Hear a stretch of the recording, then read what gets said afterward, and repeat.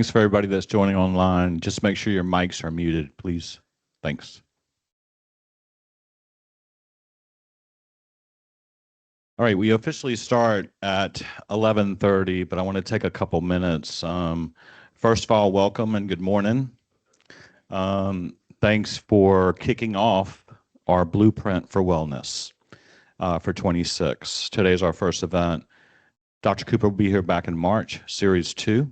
And then just to let you know what the year is going to look like, in April, I have Kirk Ranzino is coming to speak to us. He and his team, he has a couple guys coming to kind of dive into, hey, what is debt to income ratio when you go buy a house or buy a car? What's a beacon mean on the credit score, et cetera. So he's going to talk more of the finance piece and educate us on that. So it's Kirk. That's going to be in April. Dates to be to come. Brooke Cummins has graciously accepted. In May, she's going to help us build a budget. I need one, right? I'm not sure who does, but she's going to help us build a budget. Why is it important to have an emergency savings account? You know, those types of things. Then also in May, we going to be sweating with the oldies. Remember Richard Simmons? No, he's not coming. But anyway, we're going to get moving in May. Exercise, walking, things of that nature. More info to come. And then in the fall, I have some things planned. And Dr. Cooper is going to come back with another 2-part series on a different topic. Okay? So thanks for kicking this off with us. This is our Blueprint for Wellness. I'd like to introduce Dr. Cooper. Dr. Cooper is a board-certified mental health professional who's been practicing for 27 years. He started in Brooklyn, New York, one of my favorite cities, Brooklyn, where he achieved his associates in mental health and human services from Kingsborough College. He holds a bachelor's in psychology from Ashford University and has a master's and Ph.D. from Capella. His practice is here in Mandeville, and he currently specializes in the treatment of stress management, major life transitions, health and fitness transformations, and meditation. So please help me welcome Dr. Pete Cooper. Thank you, Eddie.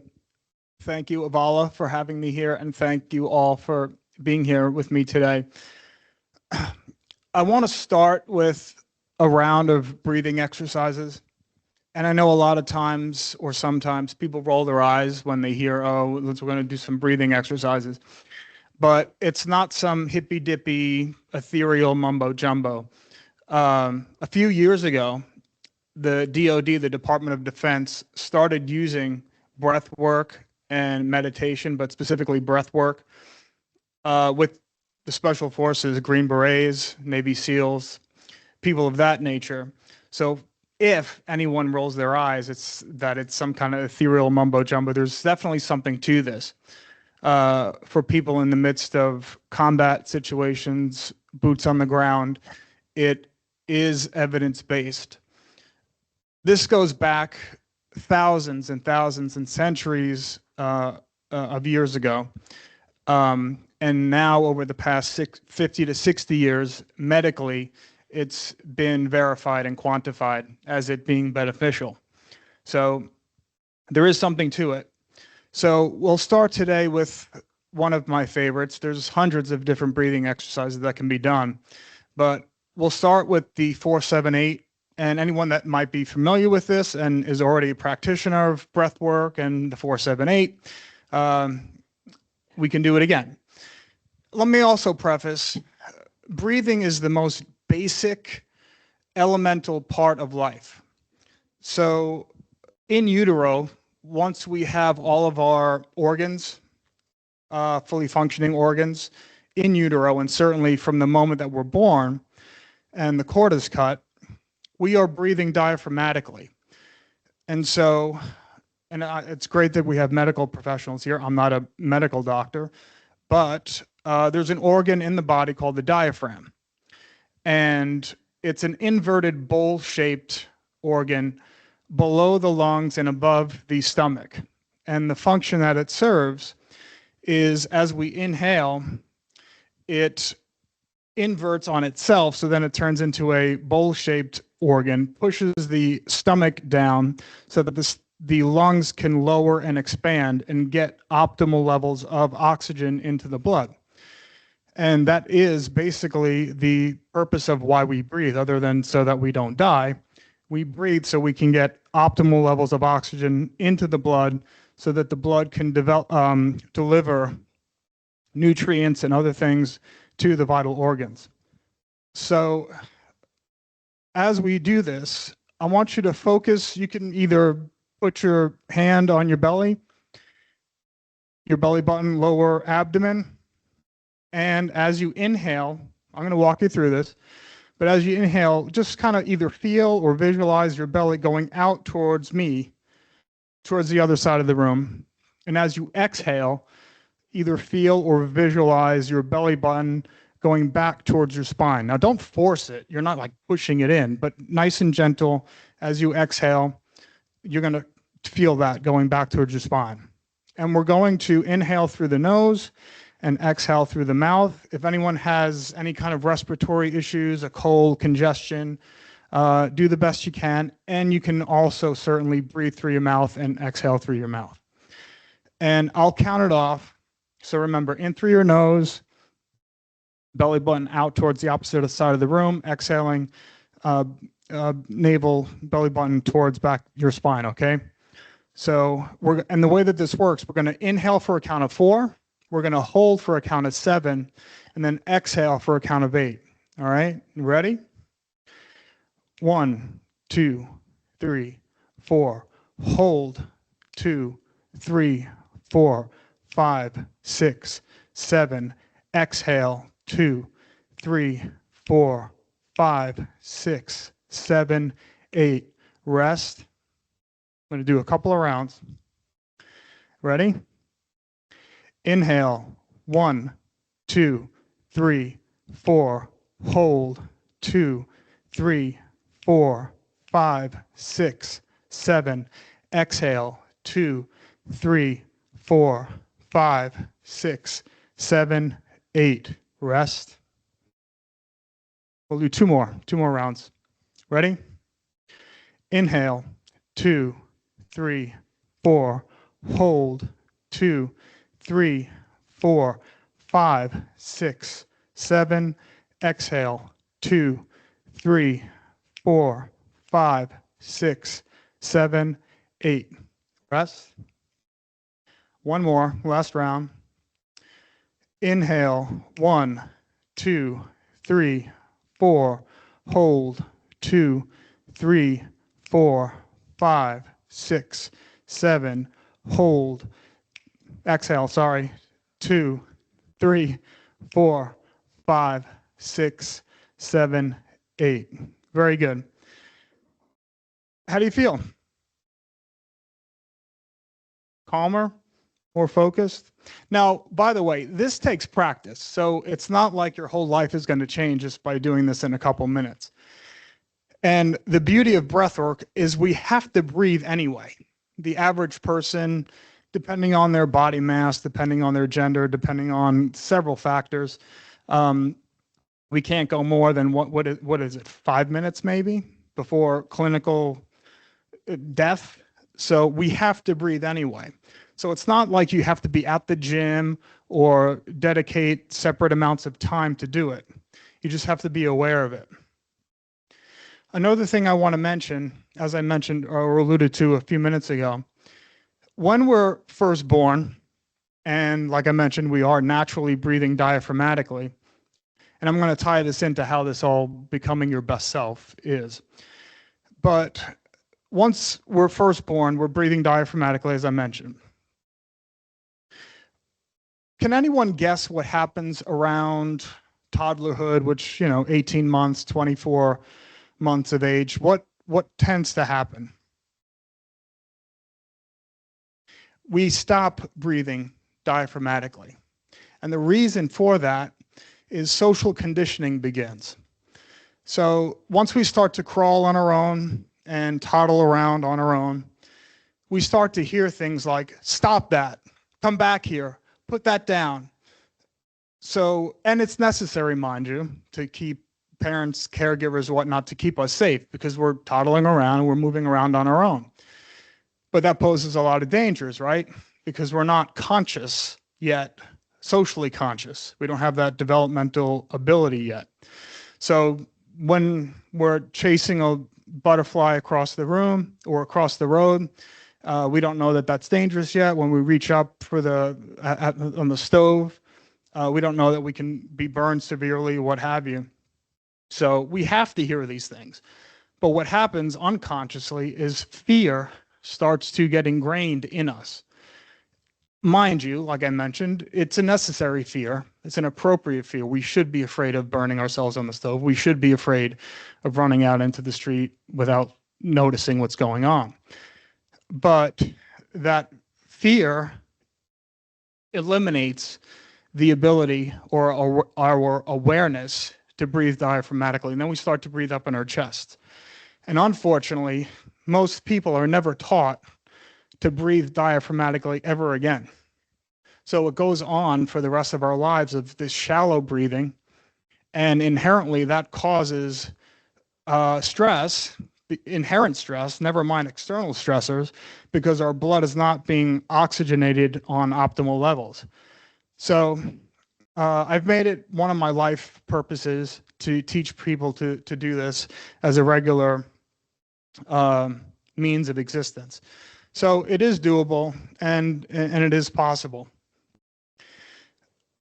to do so. So let me tell you all a little bit about myself. When I was about 8 years old, I was about in third grade or so, I realized my mathematical ability wasn't quite up to par. Now I'm dating myself. This was around the early to mid 80s. And at which time there weren't really any programs or special accommodations for this kind of thing. I found out that I had dyscalculia. And does anyone know what that is? What is it? It's dyslexia. It's like dyslexia, but it's not with words, but in terms of mathematical numbers and figures and things like that. So it really scared me because I wasn't grasping the ability with these mathematical concepts. And so the fear drove me because I didn't want to get left back. I didn't, what they used to call getting left back. And I didn't want to get left behind. And at that time, they didn't really care. If you didn't cut it, you didn't go to the next grade. So it scared the living crap out of me to be left behind and all my classmates go to the next grade. Now, every other subject, all I had to do was pay attention and listen, and I absorbed everything and I had, very good grades. But in that subject, it was a problem. And my parents, being very hardworking, blue-collar people, they really didn't have the time. I had 2 older sisters, and they really didn't have the time to sit there with me and go through this stuff. So I'd be up from 11 o'clock at night, 12 o'clock in the morning, 1 o'clock in the morning by myself, figuring this stuff out because I had to, because of how afraid I was. So my point is allowing fear, because we're all afraid of something, right? We're human beings. Who is not afraid of something? There's some rare exceptions, but most of us are afraid of something. And at that time, that's what I was afraid of. So the ability to harness your fear and not run from your fear and channel it into moving you towards something positive. And so instead of anxiety, which is fear compounded, fear is normal. Fear is natural. Anxiety is fear compounded. So visualize fear as a fire, like a campfire or a bonfire. Campfires and bonfires allow us to have heat, light. We can cook with fire. So it's a natural element that allows us to live. However, if that campfire or bonfire spreads out of control, we have a lot of problems, and it can destroy. So think of fear and anxiety in those terms as a visualization. And so we want to harness fear so that it drives us towards something positive and something as a driving force to accomplish things. So after third grade, I did this every year through grade school. Every single year was the same thing. In high school, it was the same thing. In my undergrad, it was the same thing. In my master's, it was the same thing.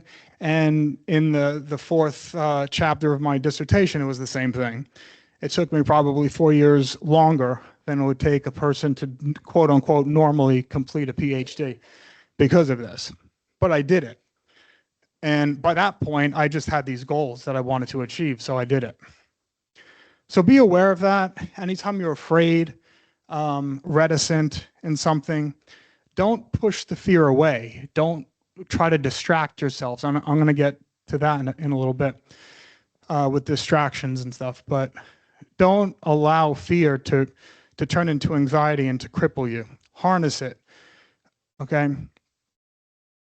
I'm going to hit some bullet points here with me and about me and why and how I guess ended up here talking with you.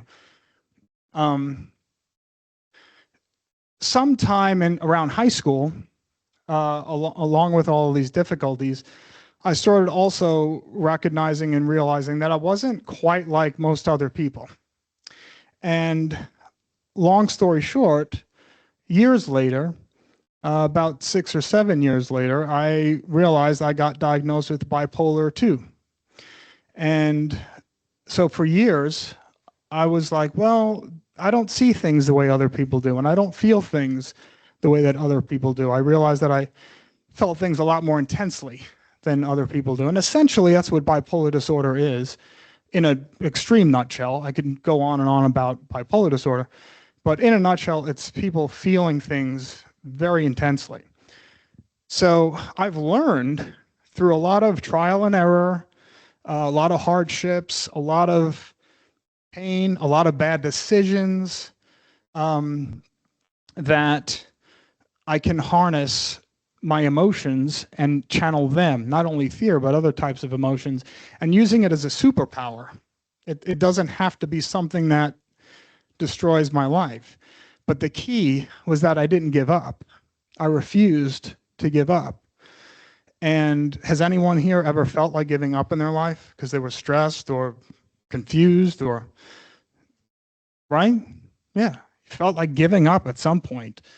So whatever goals you might have or anything that you want to achieve, don't give up. And if I can be here talking to you today, despite some of these things, you can too. You can achieve anything you want to achieve. This is very difficult for me. I've talked and I've presented before. This is not new to me, but it's very difficult for me. And one of the things that allows me to do this is breathing, learning how to breathe. Additionally, through somewhere in that time before, in 2006, January 9th, 2006, you don't forget certain things like this. I was burned very badly, very severely. Luckily, not on my face, across my torso, up my left side, down my left leg. I was fortunate, despite all of that, very fortunate that other things didn't get burned or what have you. So it was 5 months of being laid up. Does anyone know what debridement is? Essentially, it's just the cleansing of a wound, and it could be a little cut or something. Technically, it's debridement, but we're talking severe burns. And it was like being skinned alive for 5 months. So during that time, up until that point in my life, I was very, very active and very energetic, climb mountains, just extremely active. So now I'm laid up like this, right? And at that point, when I got burned, I was about 240 pounds of muscle. And because of the nature of the burns, I had no appetite. I was on like 3 different painkillers. It was very, very horrible. And the experience was very horrible. I was down to about 120 pounds, 115 pounds, because I wasn't eating. I was, you know what Boost is? Like those protein drinks. I was drinking a few of those a day. So I was surviving. The debridement every morning, my ex-wife, who was a nurse, did that. I certainly couldn't do myself. I was like, you know, that self-punishment, I was not going to do that. So she did it. I was fortunate to be married to her at the time. She was an RN. So I had to start thinking and reevaluating parts of me and parts of my life because I had nothing else to do. I had to be hyper aware of sepsis for sepsis not to set in. I mean, if that was to happen, I could have died or whatever. So I had to reevaluate things. At that time, and this is where I'm going to hit upon now, is the importance of self-reflection. Now, mind you, I was self-reflecting on 3 different pain medicines and everything. It was kind of foggy and cloudy. And after about 2 weeks of that, I was like, well, this is getting old fast. So I was always an avid reader. So I'm going into the importance of adaptation and how important it is to adapt in life and not become rigid in our thinking. So I was an avid reader. I think at the time I had a whole book room, like a bedroom full of books. I had this little path that, you know, to go into my bedroom with books. But I couldn't read them because the pain medicine was making my eyes blurry. I was about 25 years old at the time, so I didn't have problems with my eyes. So when I was trying to read, everything was blurry, you know? So I'm like, can I curse? I was like, fuck, I can't read. I can't read because my eyes are blurry. I curse. I grew up in Bensonhurst, Brooklyn. So, but I'm not going to curse too much. But I was really, really angry because I'm trying to read. I'm trying to like find some measure of peace in the midst of all of this. And I knew, you know, I knew that there were books on tape, but I never utilized them. Books on tape, I think, came out in the 80s. But books were on CD at that time. This was before Audible and the stuff that's available now. So I started listening to loads and loads of books. So I adapted to this situation to motivate myself, to educate myself, to feed my curiosity, and also to be grateful and thankful. At 25 years old, I thought I was hot shit, and I was a much different person then than I am now. And so that was one of the things that kind of smacked some sense into me, so to speak, and to develop a sense of gratitude and thankfulness for what I have and why that's important to become a better version of ourselves. One thing I remember occurring to me, and I impart this to people now, at the time, with my situation being what it was, is when I wake up, so I start every day like this to this day. And it helps to put things in perspective, and perspective is really important for becoming a better version of ourselves. We have to have the right amount of perspective. So when I wake up, I have 6 things that I am thankful for before anything else happens in the day. I'm thankful that I woke up because not everyone did that today. And there's been times in my life where I wish that I didn't. I was pissed because I woke up, you know what I mean? And being in the depressive mode of my bipolar symptoms. So I was thankful that I'm thankful that I woke up. I'm thankful that I was able to open my eyes and see, because not everyone can do that.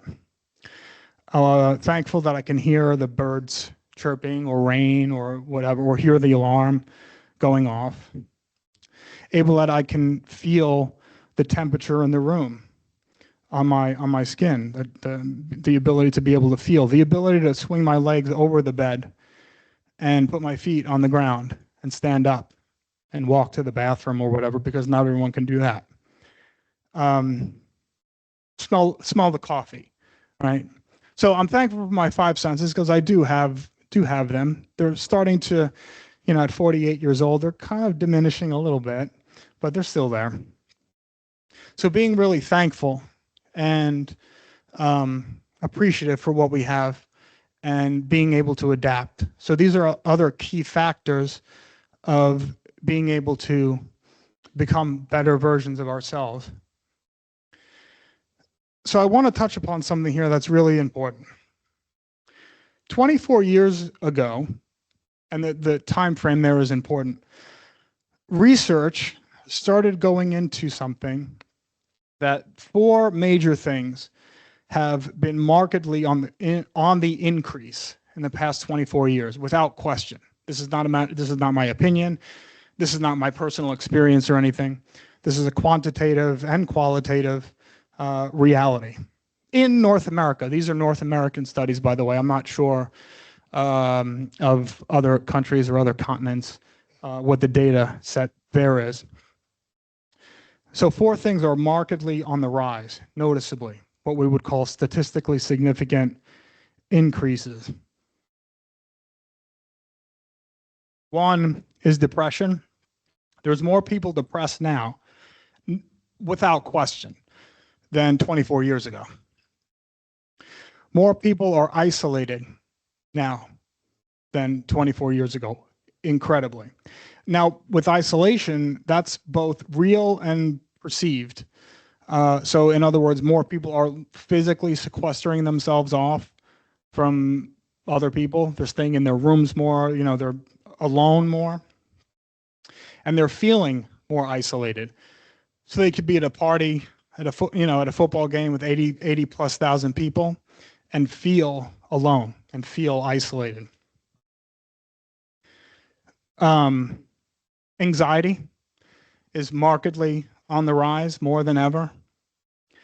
And narcissism is markedly on the rise, more than it ever has been, or at least in the past 24 years.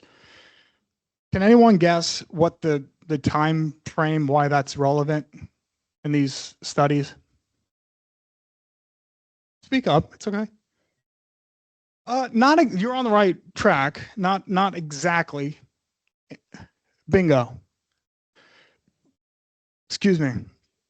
Absolutely. Now, let me preface this by saying it's not inherently social media. Inherently, that's the problem. It's not the internet that's inherently the problem. It's not alcohol. I'm using different examples, but it's not the alcohol is that inherently a problem. Gambling or any addictive behavior that's a problem. It's how we approach these things. Now, mind you, people are genetically predisposed or develop addictions, but essentially, inherently, it is still how we approach things and how we learn from experience. But yeah, it's social media. And so what I guess was initially a good idea in theory or on paper has gotten so blown out of proportion, and people identify themselves so much with social media that they've gotten so disconnected from themselves. There's way too many, I can't go into all of it just for our time here today. I wish I could. I wish I had more than an hour. Well, I'm coming back next month, so I can address more of these things.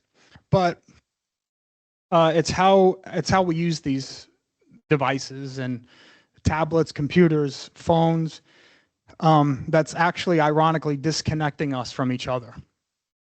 And so there was a reason why I did not use like a presentation here today, because I wanted you all to focus on me, and not in a narcissistic way, but making a connection, looking at each other, actually paying attention to each other.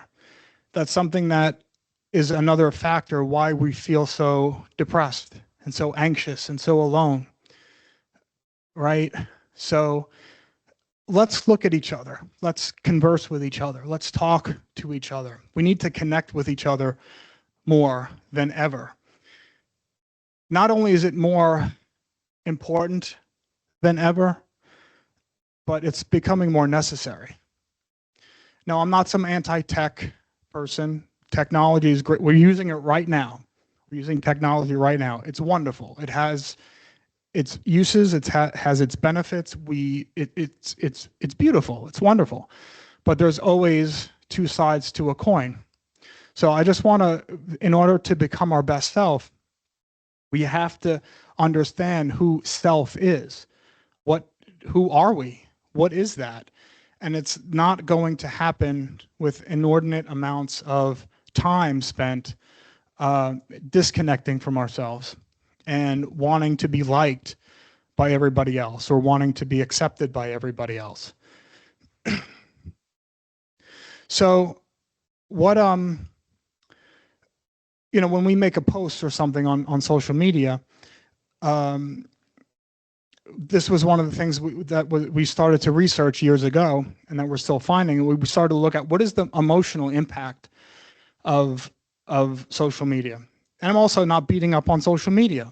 It's great. It's a great way to connect or stay in touch with family, friends, what have you. But when we depend on it, dependency on technology is a dangerous thing, because it's outside of ourselves. It's not within ourselves. So I just wanted to mention that as part of becoming our better self and why that's so important. So unplugging, so to speak, either literally or figuratively, unplugging, spending time in silence, unequivocal silence. I mean, how many people are, by a show of hands, and just be honest, take some amount of time in a 24-hour period to sit in silence with nothing, no phones, no nothing? Oh, excellent. How much time do you do that a day? Beautiful. Beautiful. And it's helpful?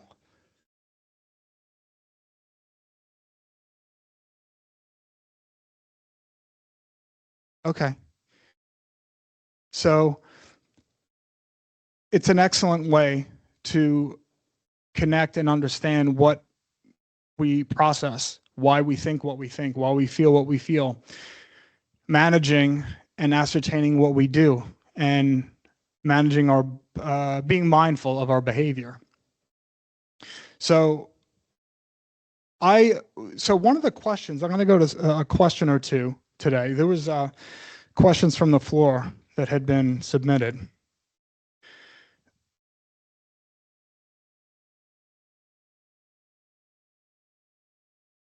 So one of them was, what does being my better self mean? I can't answer that for you. And it's actually a good thing, because I shouldn't be able to answer that for you. And no one else can answer that for you. But in terms of becoming your better self and what does that mean, you have to step back from the noise, from the distractions, from things outside of yourself. There's no way to ascertain what is a better version of yourself when you don't know what yourself is. You've got to step back and finding what works for you and what doesn't. Another question was, I am scared to take risks. What do you recommend? So that's in light of me talking about fear a bit ago, harnessing your fear and channeling your fear. So there's calculated risk, right? And there's uncalculated risk. So it doesn't mean doing something foolish. It doesn't mean going off into doing something that is unplanned, but always doing a cost-benefit analysis in your life of why. No, I don't know who may have asked that, but risks are important. We don't make progress by staying comfortable for too long, right? So we've got to move forward in our lives.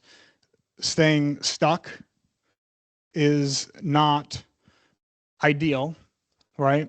So is there anyone in here with a goal that, like, wherever you are now in your life, that you feel stuck and you want to move forward and some kind of go to the next level in your life? Okay, what is it? What would you like to? You said it. You said you do.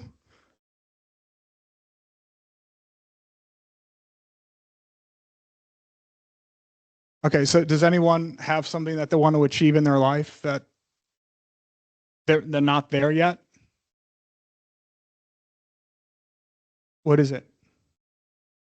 You're nodding. Okay. Okay. So fitness, getting okay. And so where do you feel stuck with that?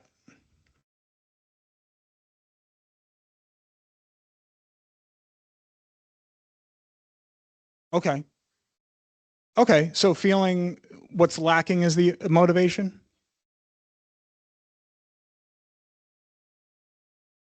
Okay. And now one thing to recognize is motivation is an emotion.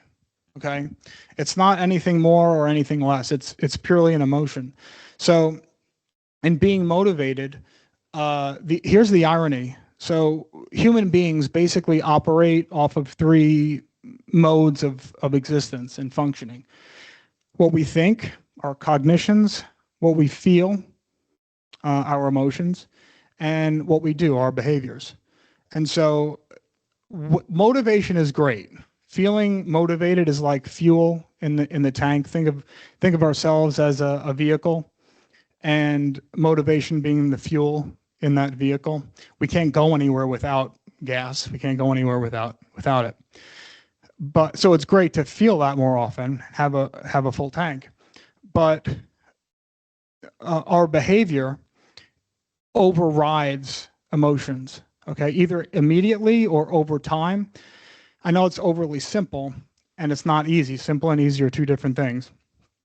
But engaging in a behavior, this is also quantitative evidence-based, that when we engage in behaviors, it opens up different neural pathways. Think of our neural pathways or a neuron and the composition of a neuron like a tree, a budding tree. And it grows and it branches out. And that's kind of how a strong neuron exists. It branches out. And when we say building different neural pathways, that's a good visualization to use in building neural pathways and stronger neurons. And so engaging in behaviors that we're either not accustomed to or that are new to us helps to facilitate that growth, right? And so the irony is when we engage in behaviors, when you don't feel like, even if you're not motivated to do something, but you know that it's going to be good for you, and engaging anyway with that behavior, mind you that it's going to be good for you, doing that behavior is neurologically what builds those neurons. Then we feel better, we feel more motivated, either during, like, oh wow, I'm doing this. I didn't feel like doing it, but now I'm doing it, and we feel more motivated in the immediate moment, or afterwards at some point, or immediately after, or thereafter, because we're seeing the results. And with exercise, health and fitness, what I love about it is because we don't see immediate results. Like, that's what I love about it. It's like, oh, nobody can do this for me. Even with all the technology that we have, nobody can do it for us. So that's very motivating when we see results after, however much time, depending on how much we put into exercise and health and fitness and nutrition, we will invariably see the results. So seeing results is also very conducive to being motivated, right? Let me look at another question. I'm afraid of failing. Well, there's fear again. Failure is a part of life. I think we all know that, right? We're old enough in here, professional people. So failure is a part of life. It's going to happen. So why be afraid of something? Why be afraid of the inevitable, right? So when something's inevitably going to occur, it doesn't logically make sense and to be afraid. Fear is obviously an emotion. So when I say logically, we have a pretemporal lobe, right? A prefrontal cortex. That's the higher order functioning of our brain anatomy. That's what allows us to, that's what separates us from other mammalian creatures. We are mammals, but it's what allows us to play chess or play an instrument proficiently or contemplate the greater consciousness in the cosmos or what have you. So using that area of our brain to override lower limbic system functioning, which is where our emotions are housed, allows us to achieve those, the thing we're afraid of failing at. So does anyone have anything in their life currently that they want to achieve, that they're looking forward to, that they're afraid of failing at? Like, is there a specific thing?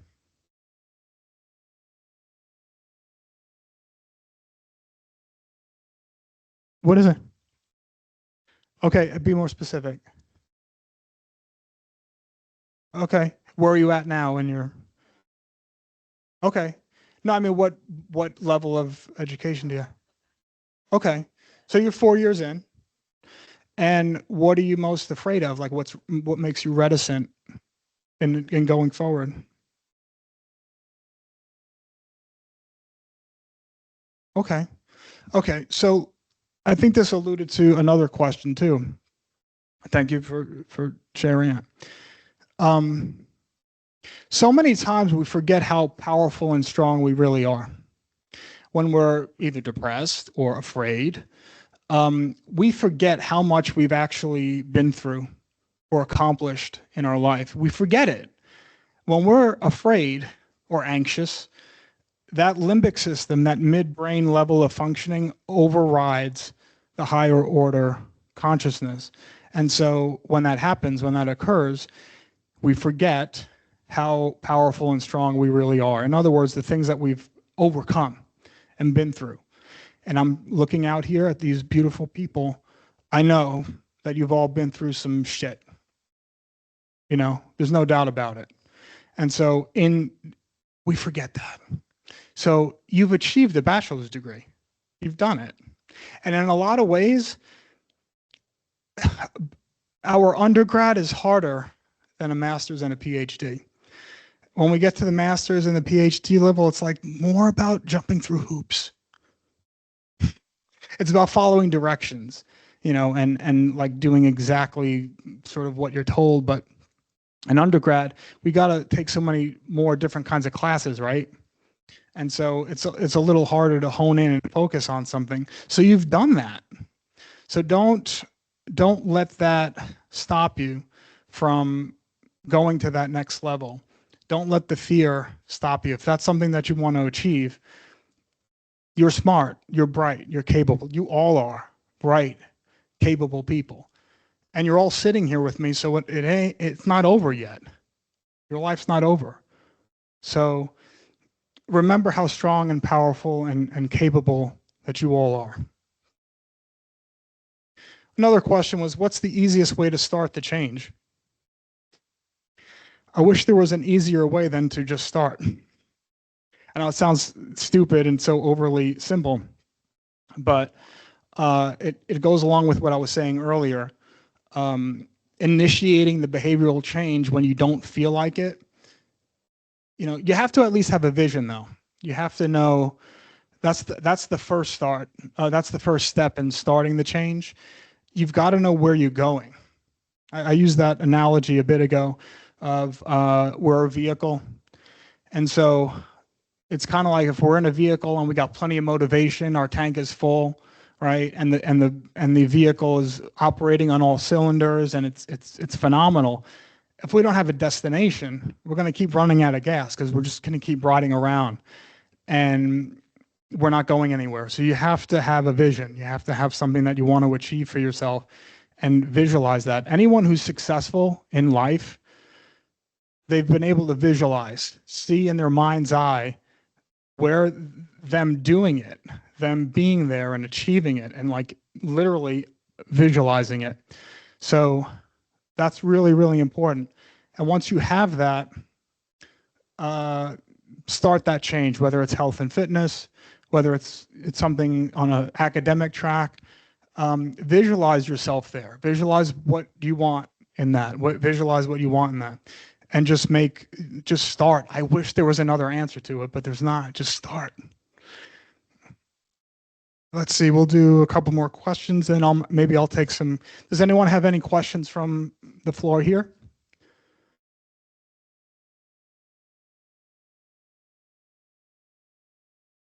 Authenticity. So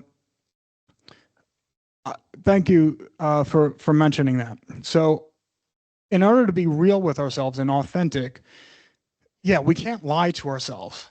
We have to be honest with ourselves in where our weaknesses are, where our strengths are.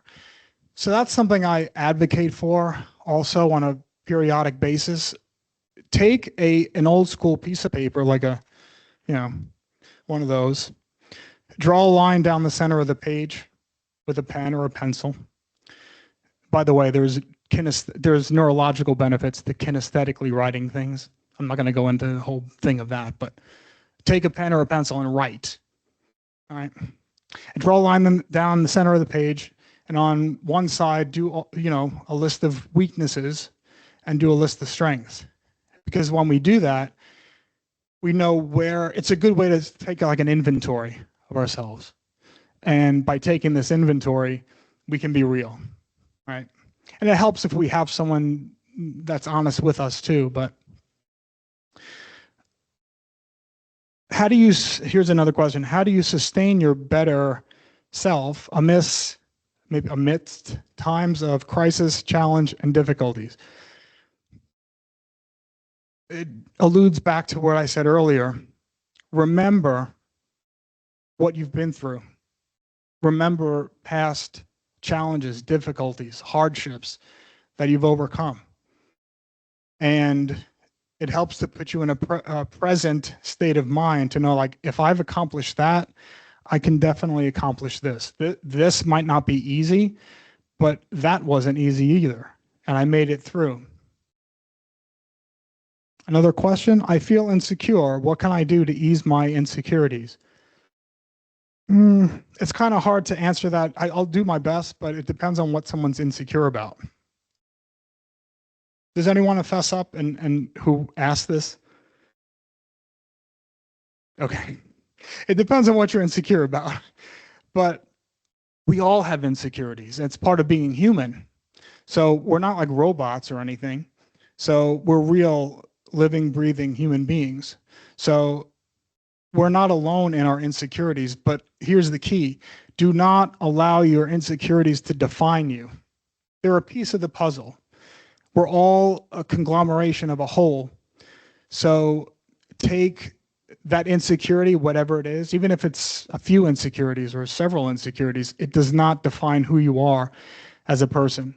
There's so much more to you than whatever you might be insecure about. And identify those insecurities as like, is this an insecurity that I can change? Like if it's a physical something or other or whatever it might be, is it changeable? Is that insecurity changeable? That's really empowering to know that. That's really motivating to know that this is something I'm insecure about, but I can change this thing. It might not be easy, but I can change it. I don't have to live with this insecurity because it's something I can change. If it's something you can't change, if it's an insecurity you can't do anything about, learn to accept. Now, acceptance, it's not easy. By the way, everything I'm saying today is not easy. Like, none of this is easy. It's going to take work. It takes hard work, all of it. And so don't believe that this is all going to happen overnight. All of these things I'm saying, it takes time.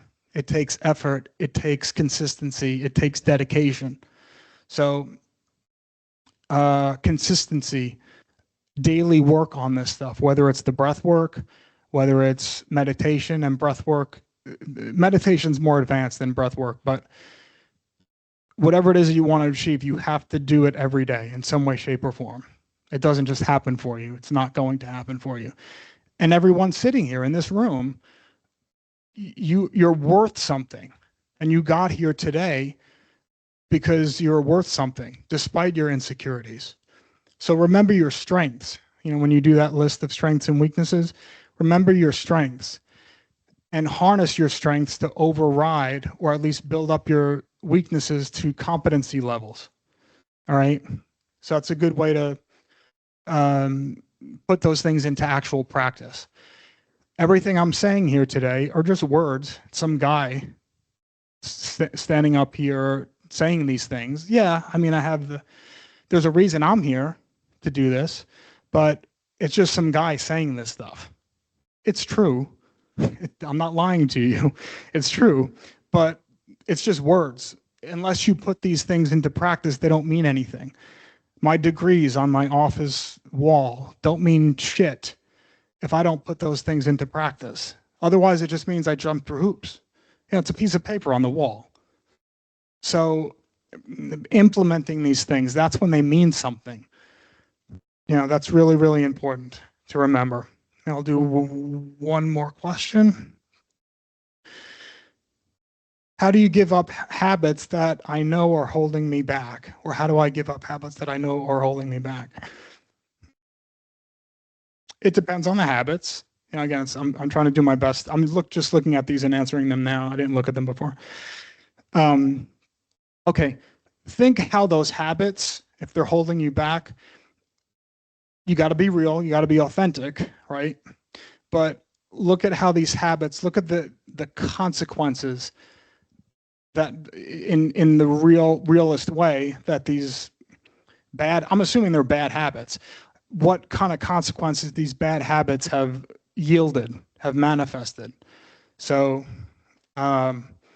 if it's a lack of work ethic, if it's regardless of what it is, if it's something that's held you back, recognize how and be specific of how those things have held you back. So that way you can make the change necessary. Because sometimes we want to make a change, but we don't know what to do. By the way, there's a process called the stages of change. And so the first stage of change is pre-contemplation, which means we're not even aware that something's wrong. I'm trying not to curse. I was going to say fucked up, but we don't even know it's something. No, but we don't know that something's wrong, right? So that's what pre-contemplation is. It's complete unawareness. It's complete mindlessness, not mindfulness is the opposite. Intense awareness of what's going on in the present moment. And so pre-contemplation, then contemplation is we know something's wrong. We know something's amiss. We know something's not quite right, but we don't know either what it is, or even if we do know specifically what the thing is, we don't know what to do to change it. Then there's the action stage, which is we've figured out something's wrong, we know what it is, and we know what we need to do to change it, and then we're taking action, behavioral interventions to make those changes. And that just piggybacks to what I said a minute ago. We have to do, we can't just think, we can't just dream. Dreams are important, and we need thinkers, but, you know, we have to do. Somebody can, for example, somebody can design the greatest skyscraper or the greatest building or something, and it's phenomenal, and it's all engineering wise, it's all correct. But unless somebody knows how to build it, it's just a blueprint. It just doesn't mean anything. It's a nice design. So we have to do. And then maintenance. The maintenance phase is where we maintain that progress. We maintain the things that we've done. And then also in the maintenance phase, we learn to adapt along with that to either keep enacting that change or stay the course, so to speak. Okay. So I think we're about at time. And so before we wrap up today. Is there any other questions from anyone or anything that anyone wants to say?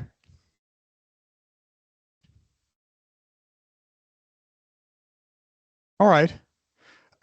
Thank you all. I really appreciate you all coming out here and being here with me.